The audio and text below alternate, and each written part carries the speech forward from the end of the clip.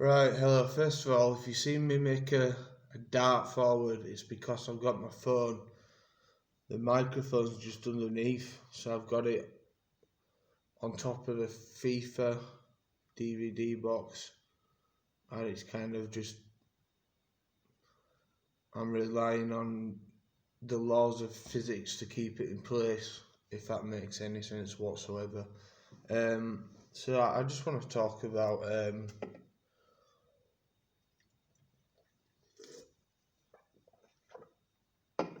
two different topics today, really. The first one is how to manage your emotions when you feel like somebody's treating you unfairly. And that's something that obviously I've not been doing that well with recently. I've been coping the best I can. The next one is anxiety.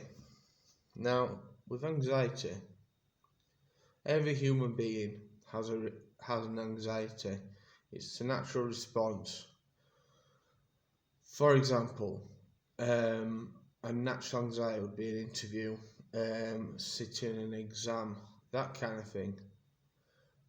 When anxiety becomes difficult to manage, it's when you're really worried, but there's nothing you're actually worried about.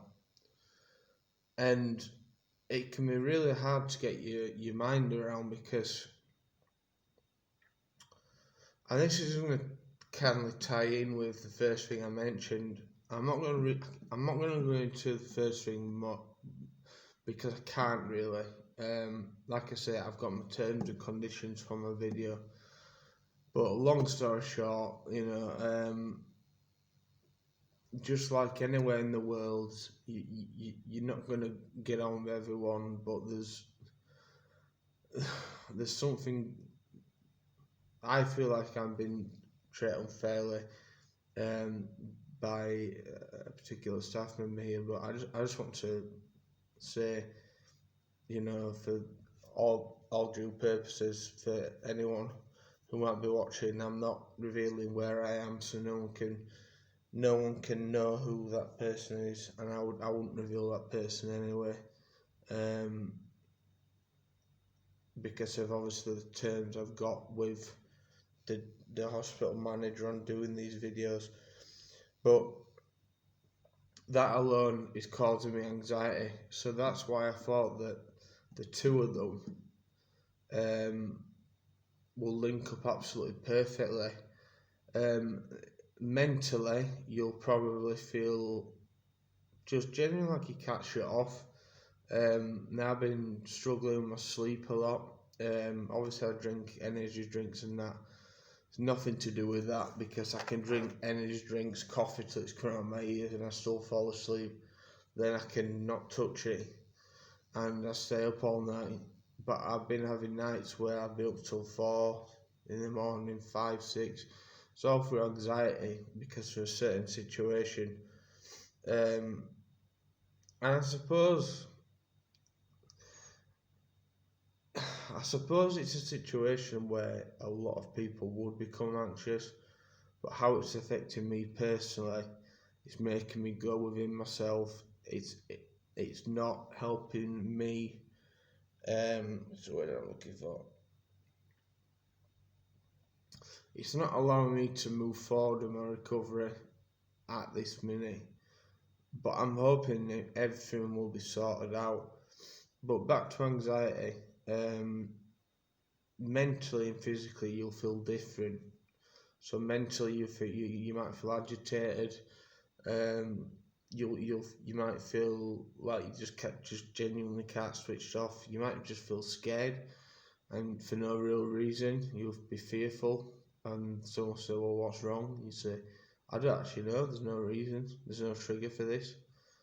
And that is where anxiety is a problem. Physically, I mean, anything could happen. Me personally, I vomit, and I just go all warm and feverish, and I just want to in my life. I don't want to be here, because I think to myself, if I can't cope with, I, and my old granddad used to say it, God rest his soul, granddad, and this was before anything about my mental health came to light.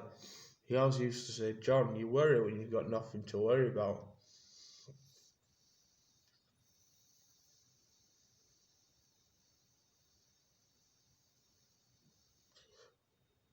Which is true.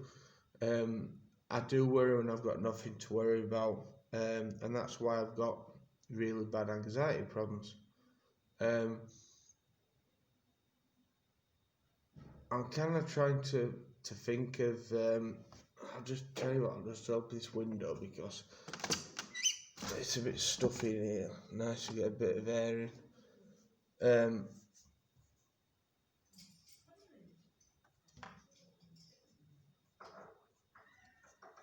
I think that just bear with me. I think they're doing the staff changeovers. So I think they're just making sure they've got a lock so they can see what I'm doing, if that makes any sense.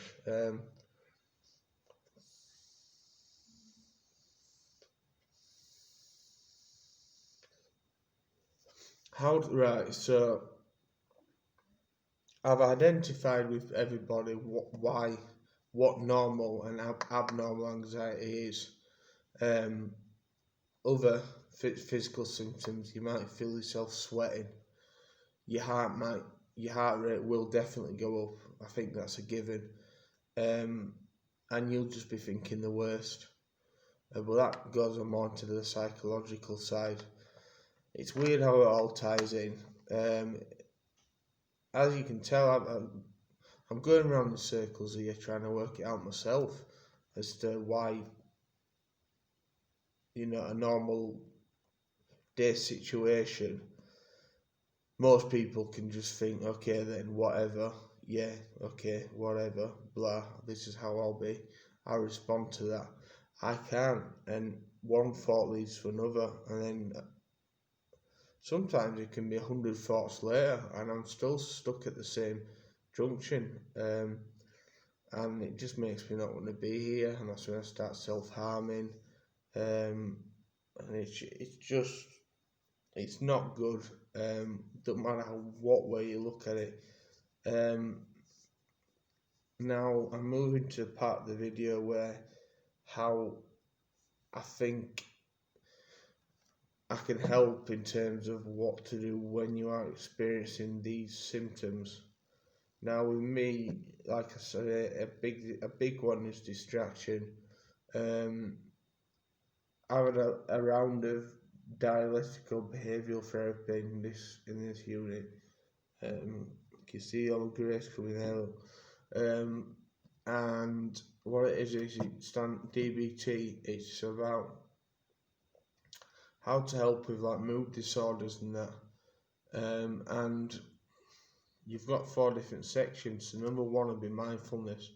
So you could go outside, just lay on the grass, look up at the sky, the clouds going by, listen to the birds tweeting, just take yourself away from what you're doing. Distress tolerance, emotional regulation, interpersonal effectiveness, they all kind of link in. And interpersonal effectiveness will be kind of more to do with relationships.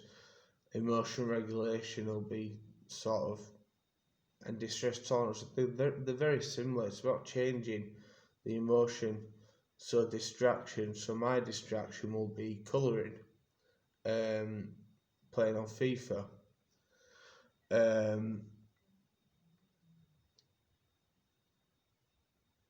gardening,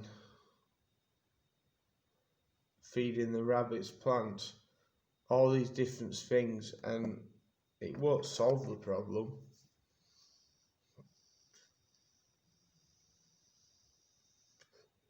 How can it solve the problem? You know what I mean? It's impossible to solve the problem. But it will at least distract your mind. There might be some medications that can help with anxiety. Now, I'm not a psychiatrist, I'm not a GP. I I'm not a psychiatrist, so I can advise that I can. It would be wrong of me to advise down that route. So I hope you can all appreciate that the psychiatry and the chemical imbalance in the brain side, I can't offer any suggestions because I'd be stepping out of line if that makes sense to you all, and I hope it does. But there are certain medications that can help. So if you are experiencing anxiety and you're constantly on edge and you can't pinpoint an exact reason why you're on edge, or you can pinpoint a reason but it's quite a small reason but it's causing you a massive amount of distress, that is when you've got anxiety problems, and that is when I would suggest you go and see your GP and see what your GP has to say. He might be able to prescribe you something, or he might be able to refer you on to a psychiatrist. Now, if you're in the system, I'll say speak out about it. I've just done now with the nurse in charge. I've just vented it all out. So all this will go down in black and white on paper. How I'm feeling about certain things. Again, I can't go into it in too much detail. So I've done my bit, I've opened up. I can never, ever guarantee I'm not going to self-harm, because that would be quite irresponsible to do so. What I can do is try my best not to, and try my best, if I was to make it as unsevere as possible, which is difficult for me because, as you know, I'm not a superficial self-harmer. And I'm just looking at the time, and at 12 minutes I've been rambling on, and I'm thinking to myself, have I actually helped anyone in this video? Because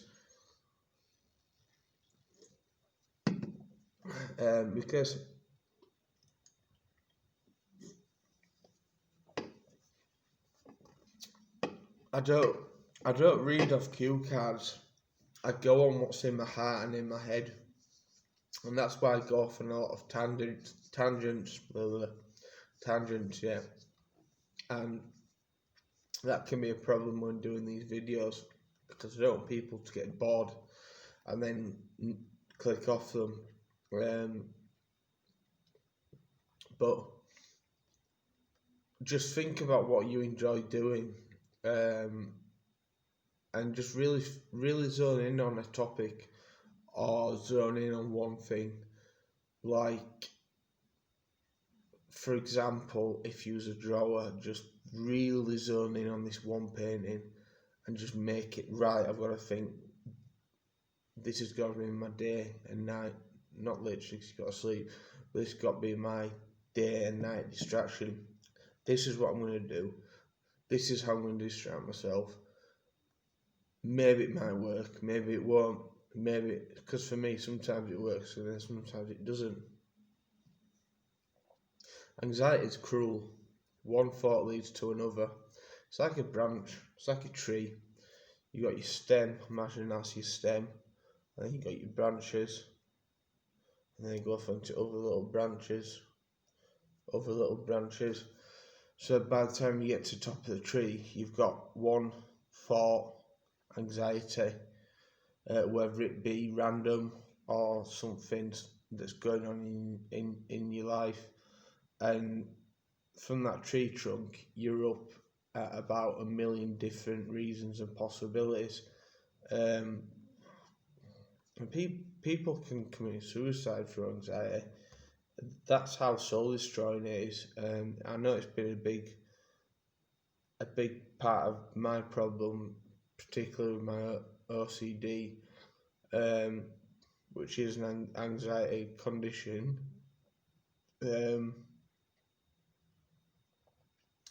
So it's definitely been a problem for me, and it's probably always going to be a problem for me.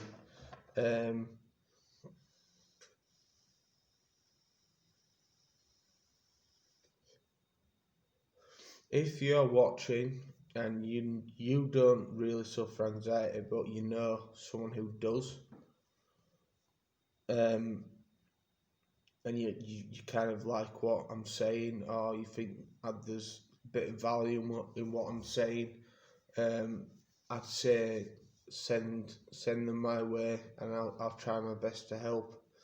Um, to if you're a person who's an anxiety sufferer watching this, like I always say, my DM is always available. If I don't get back to you instantly, it's because I'm sleeping. Bear in mind, my sleep pattern is very sporadic. At the moment, I seem to be nocturnal. I seem to be awake until the sun comes up, and then asleep until sort of mid-afternoon. Again, another symptom of anxiety, which, how could I forget that one? That's one of the most important ones. It affects your sleep pattern. So I'm also battling that, but what I need to do is I need to try and get through each night without doing anything serious, like, I've got to say it, like taking my own life, because when these situations crop up, I genuinely do want to take my life. I'm going to obviously put a trigger warning up for this video, because I have spoke about suicide and self-harm, and anxiety, or one little problem like I'm experiencing now, can drive me into genuinely thinking and feeling I really don't want to be on this world, because I cannot take this any longer. I just can't do it. It doesn't matter how hard I try to blanket, distract myself. I've just got that constant itch like there. It's hard to explain. It's just like a constant lump in my sort of that sort of area, and it's not a physical lump. Obviously it's a mental lump. So my main objective is to just get through the day and stay alive, and that might sound very dramatic, but it's not dramatic. It's very real. Whilst some of my self-harm, suicide has been planned, a lot of it has also been impulsive. So I've just got to try and get through each day and night with the minimum possible damage to myself or agitation, and I'll do that through the staff that I get on well with, and obviously the nurse in charge, who I've poured my heart out to tonight. And I genuinely, sometimes I feel that I can genuinely cry. And I feel like, to be honest, excuse my French, I feel like a right twat sat here. I feel weak. I'm looking at myself speaking. I'm a man, and I'm trying to promote men should talk, but I'm feeling stupid for talking. But I think we'll just I don't know, we'll just program that way, are we? Unfortunately, but I am speaking out when I get the opportunity, inspiration, or more to the point, the strength. So with anxiety, number one, you're not alone.